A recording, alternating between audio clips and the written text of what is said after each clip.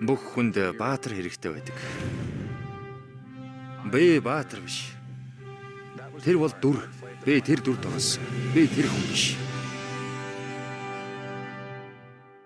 Ямар ч эргэлзээгүй. Тэр анхнаасаа Супермен байсан. Энэ дүрдэл тоглож чадвал миний амьдралд өөрчлөлт ирэхийг би ойлгосон. Джон Хаусман надад ноён Рэв та жинхэнэ сонгодог жүжигчин болох хэрэгтэй. Мэдээж өөр ажлын төлөө танд маш их мөнгө амлахгүй бол шүү дээ гэсэн. Анх уулзахдаа тэр надад нисэж чаддаг гэж итгүүлсэн.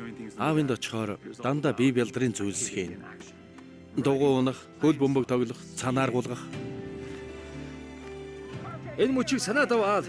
Аав маань маш өрсөлдөөнч зүгээр сууна гэж бараг үгүй. Биднийг баяртай гэхэд тэр далалсан. Тэгэхэд л хөл дээрээ зогсож байгааг нь сүүлчийн удаа харсан. Ноён Рэв хөдөлж чадахгүй, амьсгалахад маш хүнд байгаа. Супермен үү? Амар юм. Ердөөл мориноос унснаас болж. Би өөрийн болоод өрөөлийн амьдралыг балсан. Би цанаар гулгаж чадахгүй, заваар явж чадахгүй.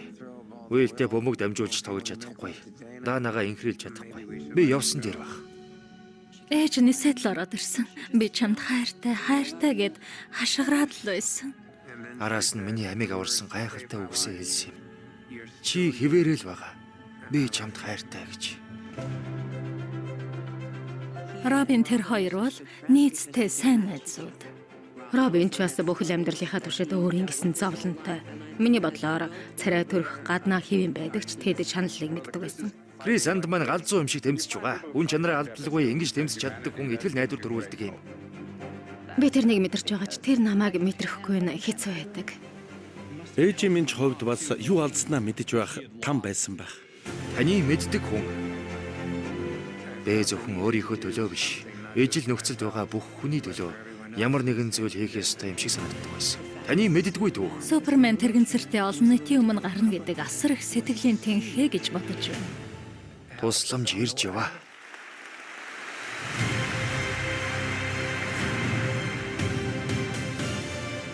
Кристофер Дана Рэвийн саажилтын хууль.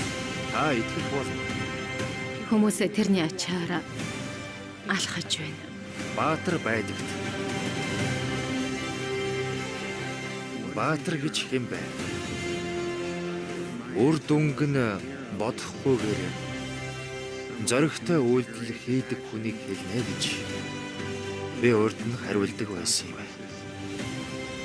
Харин одоо миний тодорхойлолд эрс өөрчлөгдсөн. Баатар гэж өмнөө тулгарсан асар их саад бэрхшээлийг давах хүч эсвэр төвчээртэй эгэл хүнийг хэлдэг. Би яадаг ч байсан энэ завшааныг алдахгүй байсан. Супермен Кристофер Рэвийн түүх.